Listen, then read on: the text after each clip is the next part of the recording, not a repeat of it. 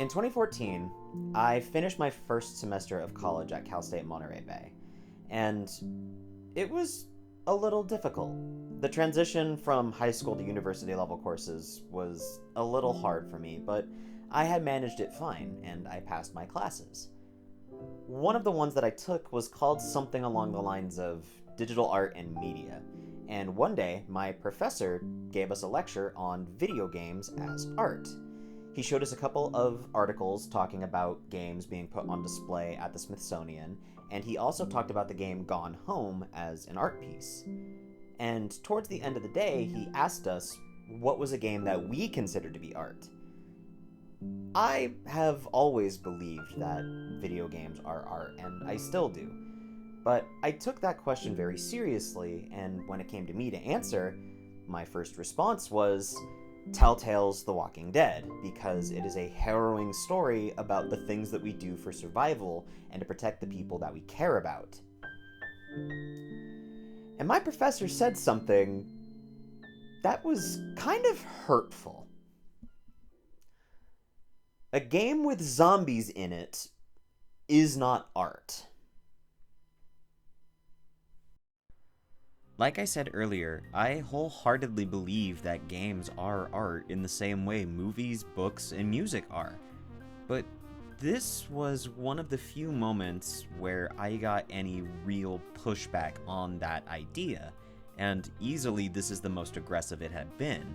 Now, looking at that time as an adult, the only thing I can really say is, 1, that professor was kind of a dick. And 2, if a game with zombies in it can't be art, oh boy, do I have bad news for you with movies, books, and music. Video games being considered art is an ongoing conversation, one we've been having for a long time. A number of people in the entertainment industry that I respect all say that games are not, and in some cases, will never be art. The nature of a game being just that, a game, immediately disqualifies it from the classification. Still, the idea of dismissing video games as art is met with quite a lot of pushback. So let's really sit down and look at some of the arguments against games being considered art, and I can try to make my case for why I think that they are. But before we can look at either point for or against if games are art, let's ask a really big question to lay the foundation. What the fuck is art? And more importantly, why is art? Also, hi. You might see my positioning and the lighting change a little bit more from time to time. My partner and I, at time of recording, have just rearranged my room and my setup, so that way recording doesn't suck ass and I have at least a little bit more space to do it. So thank you for not judging. Thank you. Oxford Languages defines art as the expression or application of human creative skill and imagination. It also states that this is done usually in a visual medium and that works are appreciated for their beauty or the emotional impact that it has. Yes, this is the first definition from Google. Why do you ask? Joking aside, I think this definition works because it covers key points about what can qualify for art. It's usually visual, but it doesn't have to be. It can be appreciated simply because it's beautiful, or how it makes us feel, and it comes from a place of creativity. The only thing I can think of to add is that art generally has a message to it. It doesn't have to, but you would be hard-pressed to find a piece of artwork where an artist isn't trying to tell you something, or share an idea with you. So, now we know what art is, but why exactly do we make it? And that question is a lot harder to answer. We could stand here all day, listing every reason why we make art in general. To make a connection with your fellow human beings, to make a political statement, to capture a moment from your life and share it with people, to capture the beauty of nature. Shit, it could even just be because I wanted to make something cool. And those are all fine, but looking at art generally, I think goes a bit far beyond the scope of what we're trying to talk about here when it comes to video games being art. So, Let's narrow it down to one art form that is constant across video games, movies, books, TV, and the like. So, what would that one art form be? What's present in video games and everything else? To me, that's a very easy answer. It's storytelling. So, now, let's ask the question, why do we tell stories? One thing we do know about storytelling is that it's a universal human experience. No matter where you go in the world, historically, people there have been telling all kinds of myths, legends, folk tales, and so on. So, why? Why do we do this? A pretty commonly agreed upon reason is that it allows us to both understand ourselves and the world around us. As an example, when Persephone was taken by Hades to the underworld to be his queen, Demeter was sad and heartbroken. And according to ancient Greece, this is where we got our seasons. There are countless stories we read and write that give all kinds of thoughts about human nature, of love, fear, and courage. Spinning these narratives allows us to communicate with each other and better understand ourselves and the world that we live in. It's how we make sense of it. And art can be a very powerful tool for empathy. It can put you in the head of its creator.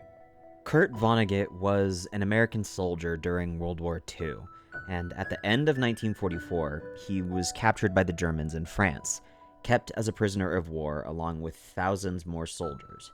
In a letter to his father, Vonnegut wrote, "Bayonets aren't much good against tanks," referring to how undersupplied his squad was when they were found. Then, in February of 1945, American and British air forces carried out the bombing of Dresden and nearly destroyed the entire city. This is where Vonnegut was being kept, and somehow miraculously, he survived. 24 years later, in 1969, he would write a book about the experience. Slaughterhouse 5, named after where he and his fellow prisoners were kept, is a jumbled and confusing mess that makes no sense. And that's because, in Vonnegut's words, massacres like Dresden don't make sense. They're unnatural, cruel, horrifying, and they defy reason. So, he sought to capture that feeling of confusion.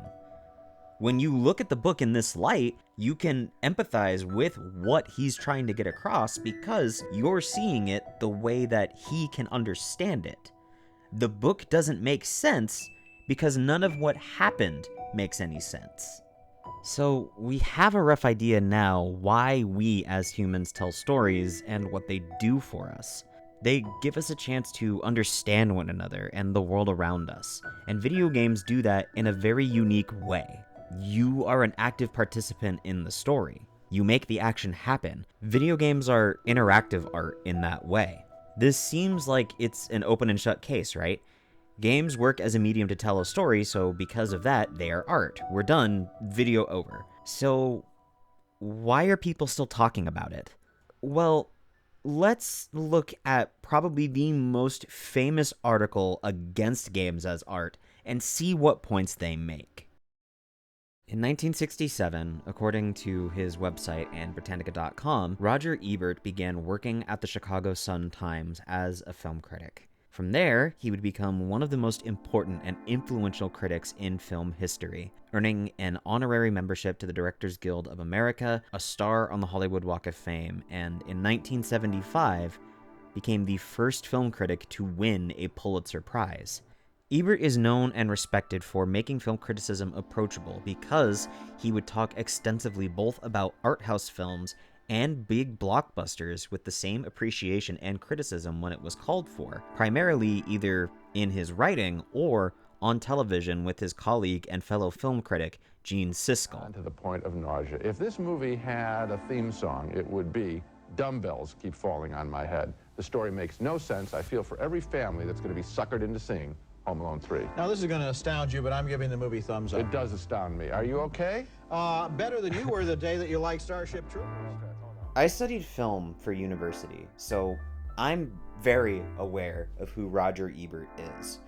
And chances are, if you can name an online film critic today, they were probably influenced by Ebert in some way, and I believe his work should be commended.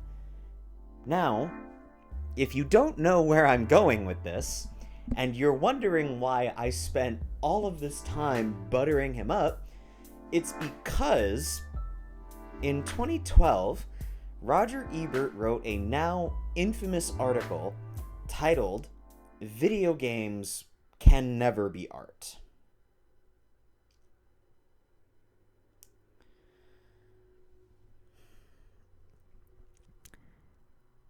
This is the worst fucking thing he has ever written. Alright. Let's get into the weeds of this. The article opens with Ebert explaining why he's even approaching the subject. A reader sent him a TED Talk by Kelly Santiago at USC about games as art. Santiago is the co-founder of That Games Company, who have put out projects like Flower and Journey in 2009 and 2012 respectively. If those sound familiar, those are the games that the Smithsonian have put on display. If there is anyone more qualified to talk about this, it is Santiago, and Ebert, to his credit, does encourage the reader to follow along and watch the video so they can be informed on her case. However, when reading his initial response to it, he feels kind of condescending. I warmed to Santiago immediately. She's bright, confident, persuasive, but she is mistaken. This is a bit of a problem in a couple of other spots in the article, with Ebert taking time to seemingly talk down to Santiago about video games being art and why he believes they aren't. This gives me the vibe of someone making all of their points on a topic, as Santiago is, only to immediately be met with, "Okay, you're making some good points, but you're still wrong though." Ebert then explains that because you earn points, finish objectives, or try to accomplish a goal, the structure of a game is too rigid and it cannot be considered art. One obvious difference between art and games is that you can win a game. It has rules, points, objectives, and an outcome. Santiago might cite an immersive game without points or rules, but I would say then it ceases to be a game. Wait, what the fuck? So, completing objectives and the ability to win or lose. That's what makes a game, right? Okay. Just one question. How do we define winning a game? Obviously, yeah, in something like Call of Duty or League of Legends, you win by hitting a score limit or by completing objectives. But what if you're not playing a game like that? Is it when you hit the credits? Okay, what if hitting the credits means the game keeps going? Is it when you get 100% completion? There's not really a clear answer. If the game keeps going even after you would have beaten it, is it really winning a game? And at that point, are you even playing a game anymore?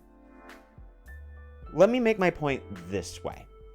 In filmmaking, there is a rule called the 180-degree rule. Put super simply, if two characters are speaking to one another, the camera can only move within the first 180 degrees of their conversation. Anything past that flips their orientation on the screen and leads to a disorienting effect on the audience. So, if you've ever seen that rule be broken in a film, you've never actually watched a movie. That sounds fucking stupid, right? Chances are, if you've watched any movie, you've probably seen that rule get broken a number of times. And that's my point here. In art, rules and guidelines can be broken in order to get the desired effect of the artist. The Shining, one of my favorite movies of all time, breaks the 180-degree rule constantly. And that's because Stanley Kubrick wants the audience to feel uncomfortable and disturbed by Jack's descent into madness. And looking at games, you can see a couple examples of not being able to win at it. Look at something like Stardew Valley or Animal Crossing. These games are not really made to beat or to win. they're about something else, I would argue anyway. In Animal Crossing, you're doing favors and helping out your fellow townspeople, yeah, to pay off a debt that you owe, but you're building friendships and community with these people. They give you gifts beyond just money. And in Stardew Valley, yes, you're very much doing the same thing, but you're helping the wider town as a whole, and quite literally rebuilding the community center and taking care of each other. These games aren't about winning. They're showing you how to build a community. And that's fucking beautiful. But according to Ebert, they're not games, I guess, because you can't win them. To Ebert, games can't be art because you have to win them. Unless you can't win, then it doesn't count, I guess. But also, he seems to take issue with one of Santiago's definitions. In the TED Talk, Santiago defines art as a way of communicating ideas to the audience in a way that they find engaging. And in response, Ebert says, yet, what ideas are contained in Stravinsky, Picasso, Night of the Hunter, Persona, Waiting for Godot, The Love Song of J. Alfred Prufroy? Oh, you can perform an exegesis or a paraphrase, but then you are creating your own art object from the materials at hand.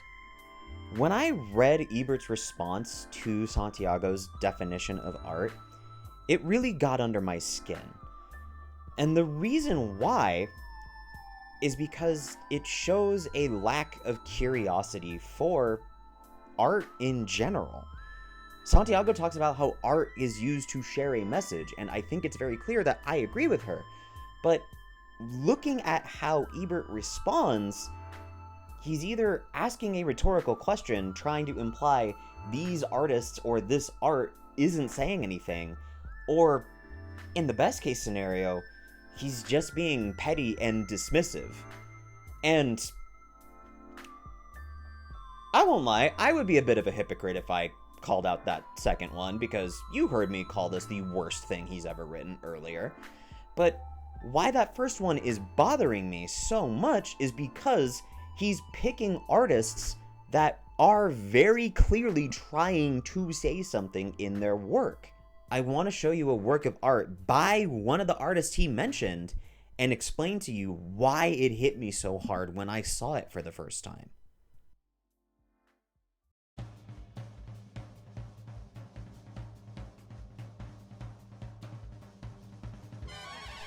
In July of 1936, just before the start of World War II, right-wing nationalists staged a coup in Spain. The leaders of this rebellion knew they needed help if they wanted to overthrow the government, so they reached out to non-democratic European countries for aid. I can't tell you the names of the two men that joined them because YouTube would probably restrict the video if I did, but just know that one was German and the other was Italian. These rebels slowly took control of land until, finally, being held back near Bilbao. From March 31st to April 6th of 1937, German and Italian air forces carried out bombings to help the grounded troops advance. However, they barely gained any ground at all, only moving about 6 miles.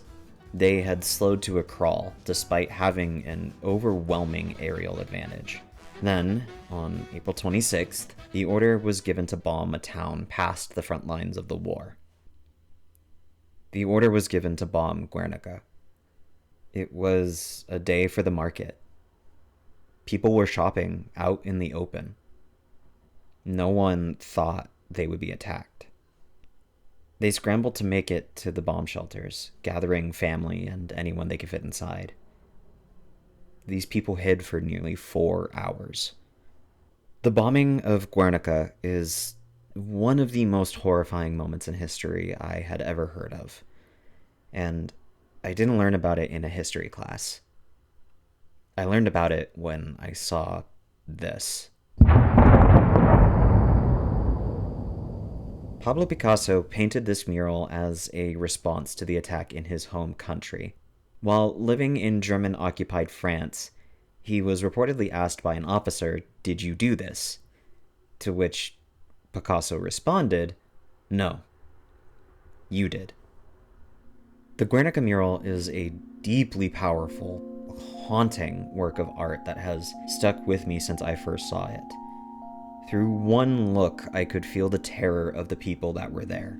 It serves as a stark reminder of the unnecessary human cost of war, and has forever burned itself into my mind.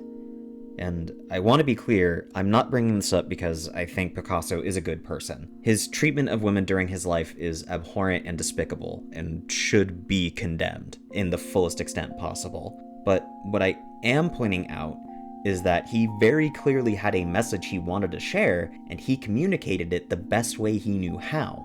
To me, he did that very effectively. And, at least according to Ebert, Picasso wasn't trying to say anything, and you can't understand anything from this. Even in his review of the film Persona, he concedes that over 30 years since his first viewing of it, the only way he can understand it is to take the film literally. Persona is one of the most difficult to decipher movies of all time. We're still talking about it. Searching for an analysis will give you hundreds of results of forum posts, blogs, and scholarly articles still trying to figure out what the film is trying to say. It's clearly saying something, otherwise we wouldn't be talking about it this much. Hey, sorry. Coming in right now because I just realized Ebert is saying that Persona is not trying to say anything. This is the second fucking time he's reviewed the movie. Clearly he thinks it's saying something. So, what's happening here? What is Ebert doing? From where I'm looking at it, it looks to me like he's doubling down on his point rather than actively and curiously engaging with the idea that a video game can be art. In trying to counter art has a message to it, he lumps video games in with artists and art that is trying really hard to say something. And when he's presented with a game like Braid that also has a message to share, he can't engage with it beyond just being a game to play. Like Persona, he's taking it literally again. He sees the time reversal mechanic in Braid as only a do-over in chess and nothing more. When I first started hearing conversations about games as art, Braid was a very frequent example that would come up, but I actually haven't played it yet, so I can't speak on Braid. But I know enough about the game and the story, including the twist, to understand that there is something there, a commentary or a message. I knew it was art. And that's when Ebert says something in his article that I actually really agree with. Countless artists have drawn countless nudes. They are all working from nature. Some of their paintings are masterpieces. Most are very bad indeed. How do we tell the difference? We know. It is a matter, yes, of taste. When you see a work of art, a masterpiece, you just know. There are a number of movies, albums, books, shows that I've experienced where I immediately knew what I was seeing was art. And the same is true with video games. I have encountered what I would consider masterpieces, works of art. And what bothers me about hearing someone say video games can't be art is it feels like they are trying to take that legitimacy away from them. That they are just taking the countless hours, days, months, years of someone working on something that they clearly care about and throwing it away, writing it off as just a game in the case of someone like Ebert here. But it feels like they're missing the point. They're not engaging with what they are trying to say. Works of art can say something about our culture, about human nature, the world that we live in, or sometimes it can just be, I made a cool thing and I wanted to show you. I don't like The Breakfast Club. I think it's a bad movie. I would never say it is not art, just because I don't get it. While I was working on this video, I had dinner with my partner one day, and we were talking about how Ebert always seems to go back to board games when talking about why video games can't be art. He references chess a number of times and how much he likes it. But we thought that that was kind of a joke, because board games can have a message. Monopoly, very famously, was made to be a criticism of capitalism. That's how you win the game. But that was when my partner said something that really hit me.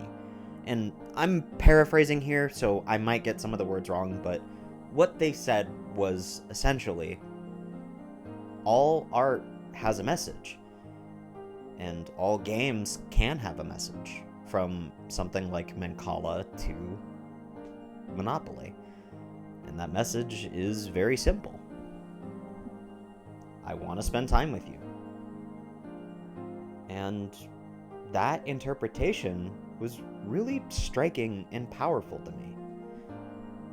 I asked a lot of people in my life if they thought video games were art. And I want to be clear, this is not scientific. There is no statistics I'm going to show on screen. But these were all people that were in my life, like my family, my coworkers, and my friends. But almost all of them said yes.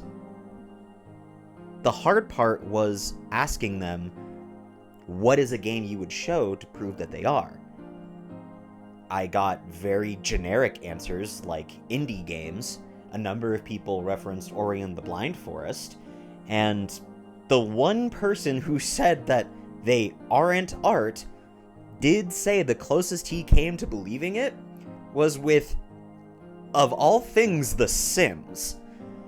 But I do agree with Santiago and Ebert about one thing. When it comes to naming a specific game as a classic that is held to the same regard as defining works like anything by Shakespeare, we kind of have a hard time with it. So I thought I would pick some that I think would work. Now, I want to be clear. I picked these 3 games because I believe they are seminal works of art when it comes to gaming, but I do not think that they would have convinced Roger Ebert that they are. In a follow-up piece he did to the Games Can't Be Art article, he does make mention that people clamored for him to try Shadow of the Colossus, and he seemed just as reluctant as ever to give it a shot. And I don't blame him. He was very busy. He was going to Cannes Film Festival whenever he could, and he's the most influential film critic. Shit's gonna happen sometimes. But my ultimate goal with this is that if you are like Ebert and you think games can't be art, play these. Give these games a shot and see if they can't move the needle for you.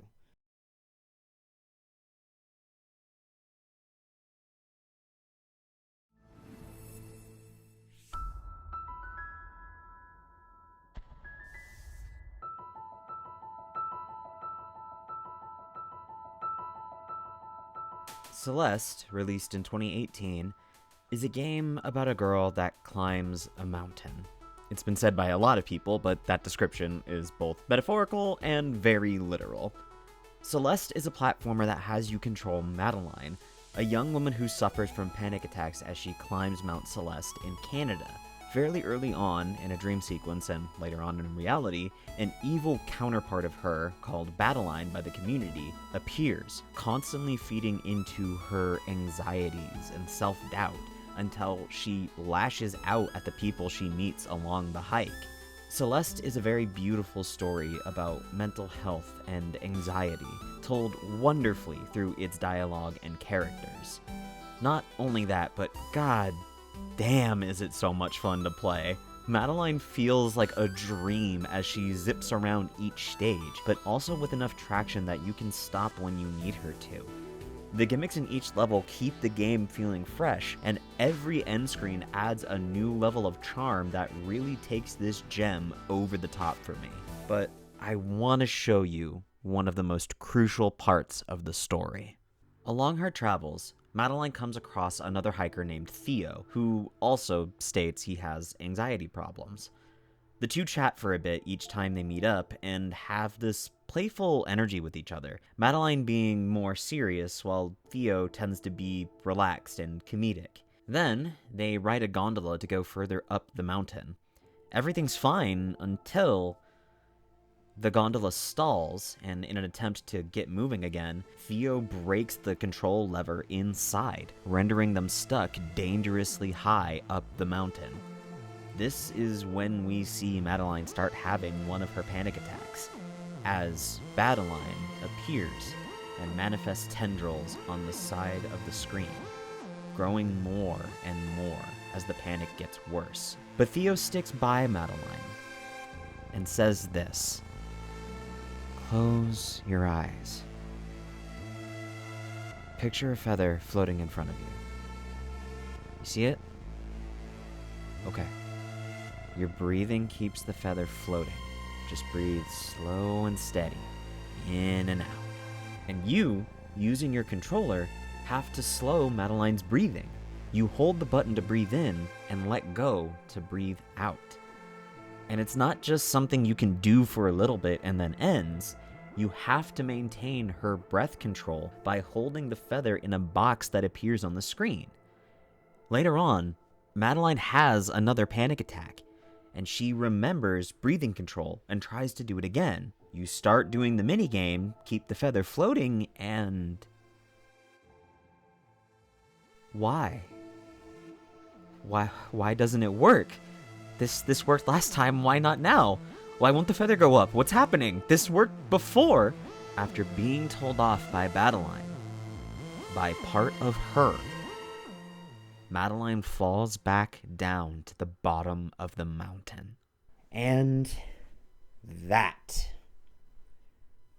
is the moment that I realized Celeste was art. Because mechanically, it does teach you a very handy way of physically dealing with a panic attack. But most importantly, it also shows you that a coping mechanism is not a cure. It's not going to make you less depressed. It's not going to make all of your anxieties go away.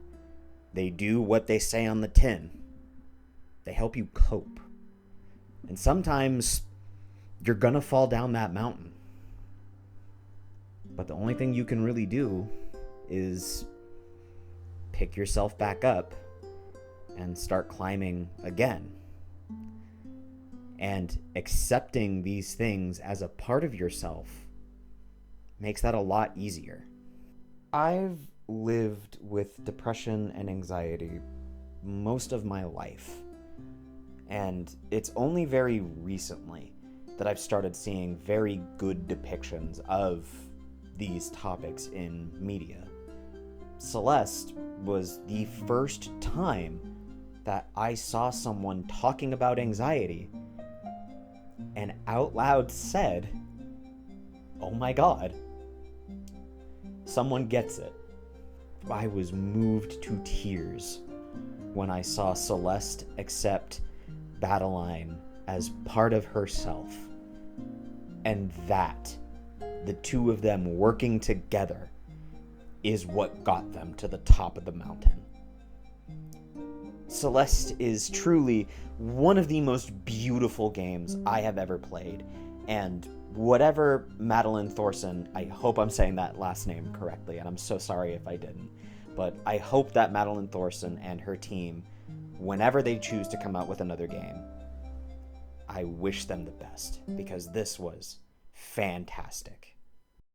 There's something about a plot twist that can hit you in a very intense way, especially in video games. The failing of controlled breathing in Celeste is one example, but the next two games go one step further. It's one thing to have the twist be a moment to cap off the character arc, but what about when the game reveals that you've been playing as the villain the whole time? Shadow of the Colossus is one of the games I remember being brought up the most as an example of games as art, and I think it's a strong point, so I'm picking it here too. You play as the mostly silent protagonist known as Wander, armed only with your sword and bow, trying to find a way to revive this woman, Mono. A divine light comes from above and tells you, kill 16 Colossi and I can bring her back.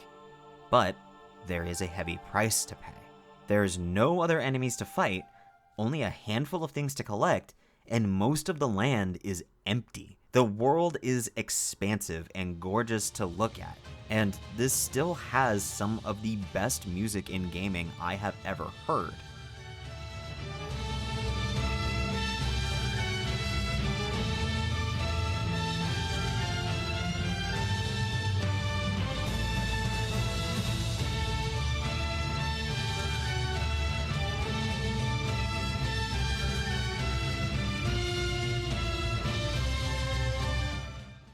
But when you beat the first Colossus, something doesn't feel right. You kill it, and the music subsides, now giving way to sad strings and a choir, as a mass of black tendrils stab into Wander and he falls unconscious. Each time you kill a Colossus, it happens again, and again, and again, and again. And it doesn't feel right. Not very many cutscenes give context in Shadow of the Colossus, with one of the only ones being a group of riders going into the valley to try to stop you. But by the time they arrive, it's too late. And here, the game reveals to you what's been happening.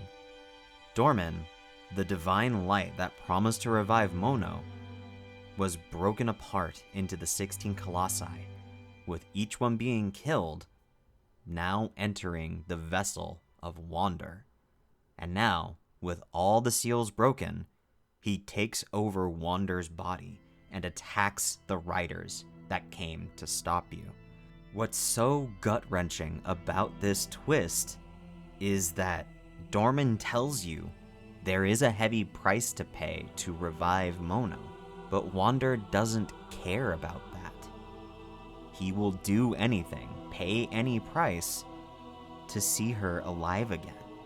The twist of the possession here being the price is so ingenious because it's something that's built up to as you play. Each time you see the tendrils pierce into Wander, it feels so visceral and wrong. Then when Dorman takes over, the only thing I could think of was, oh my god, what have I done? And being an active participant is a key part in this, because when the tendrils hit Wander for the first time, I could have stopped playing the game, left it unresolved, never see what happens, but I couldn't. I needed to see what came next. I had to try and get the happy ending, and in a way, what happened was simple. Mono is alive, but we paid the price. To me, Shadow of the Colossus is a meditation on how wallowing in grief can only lead to self-destruction. And I want to point something out that a lot of people who have spoken about the game have. If you squint at it, you can see Wander as a noble and heroic figure. He is making a sacrifice to save the person he loves in Mono. But a very important question to ask is, did Mono want this? We never get a scene explaining if this is something that she was looking for. We never see her asking to be revived. You don't know if this is something that she wants. The way that I read this, Wander is doing this because to him, this is how he stops hurting. And in a way, he kind of gets what he wants. Mono is alive, and whatever the hell happens to him. But now, Mono's alone. All he did was put her in the same situation that he was in when she died. Now, I'll be so real, I have no idea what the baby is supposed to mean. To be fair, I think this game is going to be the most difficult one to recommend to new players because of one reason that a lot of critics pointed out when the game was first released. Holy shit, these controls are bad. They feel fine once you've gotten accustomed to them, but that is a very steep learning curve. Thankfully, with the remaster on the PS4, they allow you to change the control scheme to be something that's more comfortable. Or, if, you're a masochist like me, you can choose to play with the PS2 controls because you want to see what it was like. Take some time to get accustomed to the controls or change them however you need, and do take a plunge into this game because I seriously understand why this is one of the first examples people go to when they say video games are art. And it's a very strong one. Now, of the games I've talked about so far, I'm sure some of you have thought, okay, but you can probably adapt these into a movie or a show and still get their message across. And to some extent, I can agree with that. For me, the impact of games like Shadow of the Colossus and Celeste is that you are playing them, making the story happen, and engaging with it beyond just watching. But I can see a way for them to be adapted, and it works. Famously, Shadow of the Colossus was used as a framing device in the movie Reign Over Me.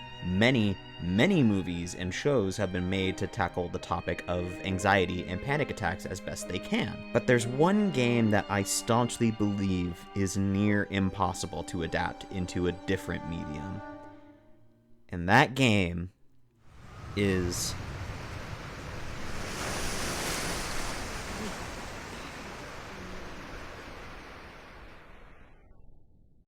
Before I get too deep into it, I do want to mention that I'm going to be spoiling the hell out of Bioshock. I'll give one last spoiler warning before the big twist is revealed, but know that I do recommend going into the game as blind as possible to the main plot. Bioshock is, in many ways, probably one of the best games to come out of the 7th console generation. Personally, it's one of my favorites of all time, easily in my top 10. There are entire books that have been written about Bioshock and its messaging, both about its politics, obviously, but also the effects of propaganda, greed, and so much more. Gameplay-wise, it's very solid. The gunplay feels very, very good and fun. But the star of the show is the plasmids. These are the serums that can rewrite genetic code so that people can do basically anything. You want to throw lightning at people?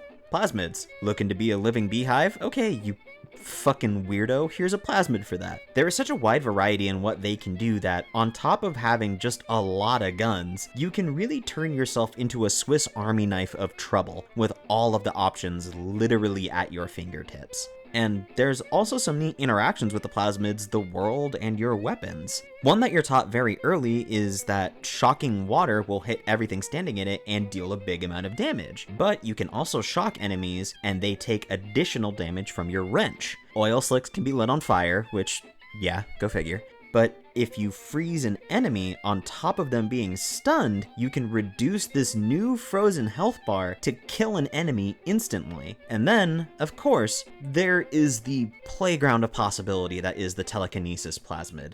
But I'm getting off topic. The true star of the show here, for everybody, is the plot. Some background for the story.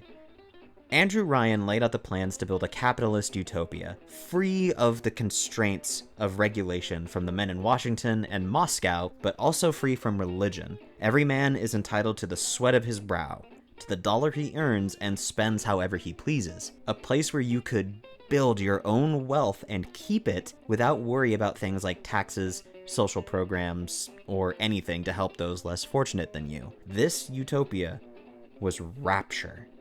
A city built in the depths of the Atlantic Ocean, hidden away where no government could find it. Think of it, an entire city with no regulation, no regard for workplace safety, no social safety nets to help those that are poor, hungry, or homeless, where everyone can hoard all of the wealth for themselves. What could possibly go wrong? Here's a toast to Diane McClintock, silliest girl in Rapture. Silly enough to fall in love with Andrew Ryan. Silly.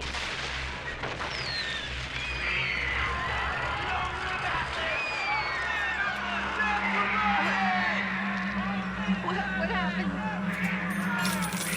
I'm bleeding. Oh God. What's happening?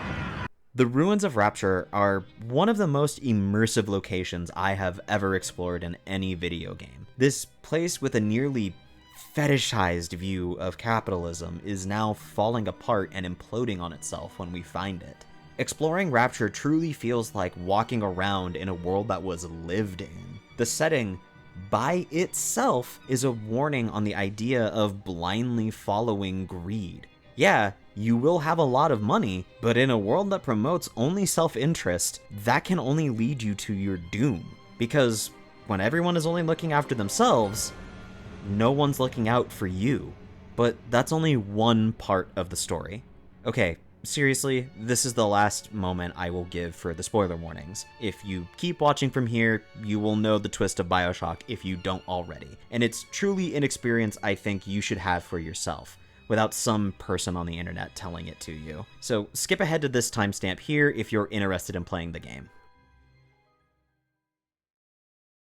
When you make your way to Rapture, one of the first voices you hear is from a man named Atlas. All he tells you about himself is that his wife and child are here, held hostage by Andrew Ryan.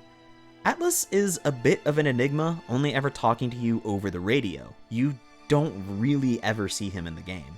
But as a guide, he's pretty reliable. He's knowledgeable about each of Rapture's locations, and at the start of the game, he even saves your life. Just a bit border. How do you like that, mister? Atlas is also who gives you the objectives to accomplish in each level, always asking you to do them with a bit of an overly polite, Would you kindly leg it over to the sphere and get on down to Hephaestus? "Would you kindly?" After his wife and child are seemingly killed by Ryan, Atlas is able to guide you to a part of Rapture called Hephaestus. This glorified power plant is where Ryan's inner sanctum is. Finally, after all this time, all this taunting, Andrew Ryan is getting what's coming to him. Only, something's off. Just before you find him, there's an audio diary. 2 of them, actually. You listen to it, and there's mention of some kind of sleeper agent that Rapture scientists have been developing, all at the request of one Frank Fontaine. He's mentioned throughout the game in other diaries, but Fontaine has a looming presence in the story of Rapture. In fact, the plasmids I mentioned a bit ago, Fontaine funded their creation. But this new log that you find has something about a trigger phrase. Break her neck for me. What? Break that sweet puppy's neck. No, please. Break that puppy's neck. Would you kindly? No. And for me, this was when everything started to click. But after that moment, Andrew Ryan himself plainly lays it out for you. Stop, would you kindly? Would you kindly? Powerful phrase. Familiar phrase. Would you kindly? Would you kindly get this? Would you kindly find that? Would you kindly find that? Would you kindly find? Would you kindly get this? Would you kindly head to Ryan's office and kill the son of a bitch? Jack, the player character, is a sleeper agent. It's you. It's always been you. And the trigger phrase is a simple, overly polite, "Would you kindly?" And Atlas, or rather, Frank Fontaine, has been playing you this entire time. Each objective given was just him using your programming to get closer to what he wants: control over Rapture, aiming to go even further beyond and bring this power and influence to the surface.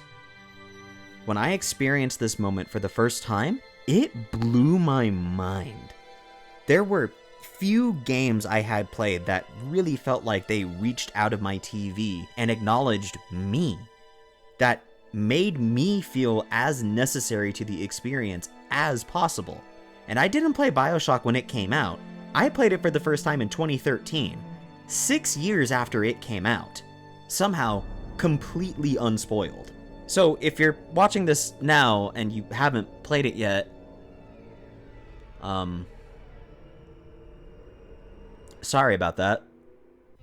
When I talk about an experience you can only have in gaming, this is what I'm talking about. The story of Bioshock takes one of the core concepts of a game, giving objectives, and turns it on its head.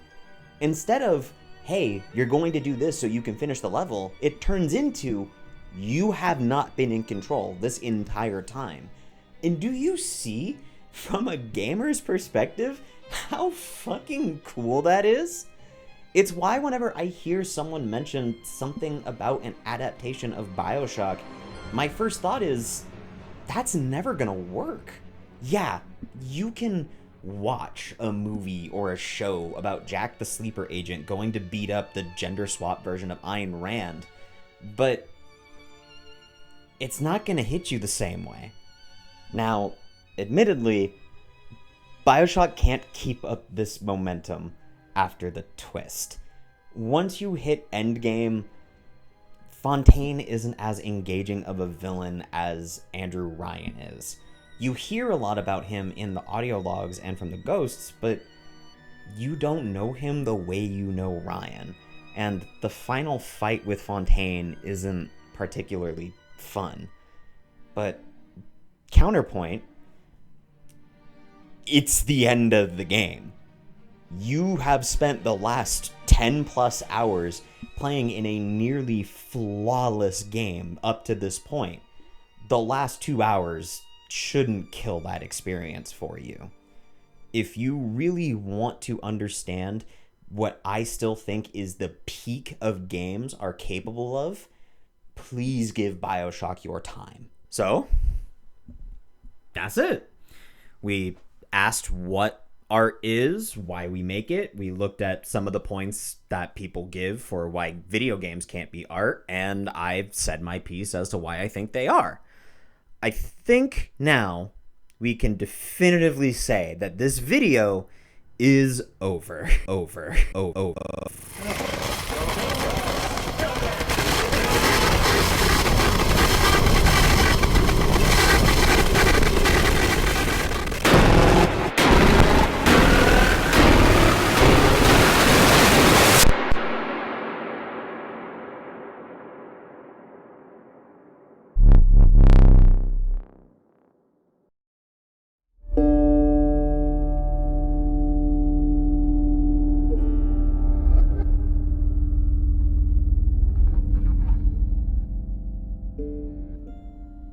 A rare thing that I have experienced in entertainment is something that defies description.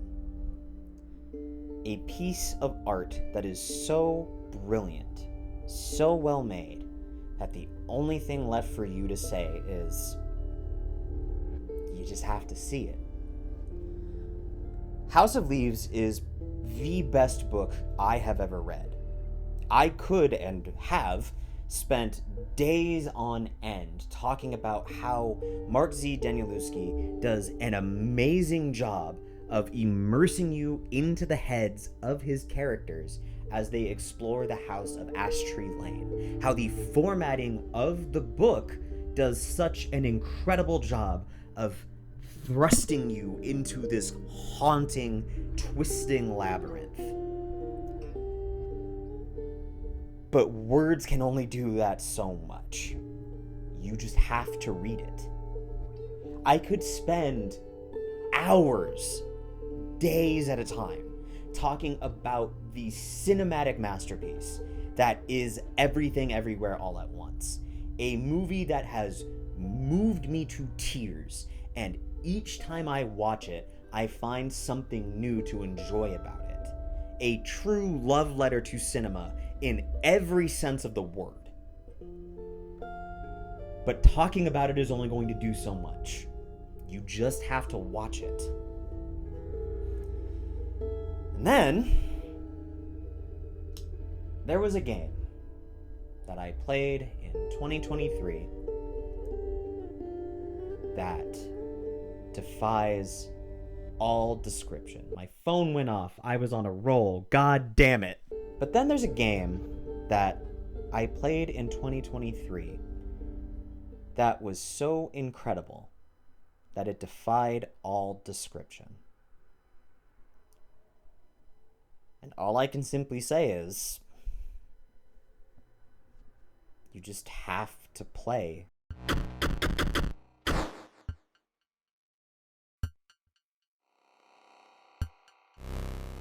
I'm not going to say or show very much of Inscription, because doing so runs the risk of disrupting the entire experience. But just know that I am showing it for a very good reason. This is a game that takes everything we know about the medium and changes it into something else, something more. And I want to illustrate this by asking one important question. Say you buy a brand new game. You put it into your console, or you boot it up on your PC, and you're about to play it for the very first time. What button on the menu do you press? Not on your controller. What button on the in-game menu do you press? It'd be the new game button, right? In its own way, Inscription is a puzzle game. And the first puzzle is finding the new game button. You can hit it all you want. It's not gonna do anything. The first time I played this game, I started at about 6 in the evening because I was home from work and wanted something new to play. When I finally stopped to take a break, the sun was rising. The entire time I was messaging my friends about this game, and the more I talked about it, the more I came back to just one simple sentence. You just have to play it. I am about to steal a joke from the self-proclaimed Kendrick Lamar of video essays, Super Eyepatch Wolf. When I was in college, I watched The Godfather for the first time. Widely considered to be one of the best films ever made, it is a harrowing story about Michael Corleone being brought into the mob, and the more he compromises on his values and morals, the deeper into this new world he falls. It is a fantastic film. From the performances to the editing, it is nearly flawless. It's like half as good as Inscription. So, why do I care so much about this? Why is video games being considered art so important to me that I want to put up a video about it on the internet? I want them to be taken seriously. I'm tired of people like my old professor hitting me with a kind of double standard by saying that some games can be art, but not if they have zombies, when there is an entire history of cinema filled with movies about zombies that are all considered art, but also people like Roger Ebert saying that a game can't be art, period, because it is a game. Thankfully, it seems like the trajectory is changing to accepting them as art. People are starting to take these stories seriously thanks to the success of shows like Fallout and The Last of Us. But it still bothers me that there are people that say, no, that doesn't count. It's not the game that people like, it's the story. Without the game, it wouldn't exist. They all have something to say. Something big, like a political statement. Something intimate about human nature, about our anxieties. Or sometimes someone just has something really cool that they want to show you. You can say that for movies, books, music, and video games. And to me, That's fucking beautiful. And that's why I think video games are art. Thank you so much for watching. I'm sorry it took me so long to make another video, but I hope the wait was worth it. If you would like to support me, please consider subscribing as I continue to grow my channel, and also I have a Ko-fi now, so please consider donating if you are able to. Thank you.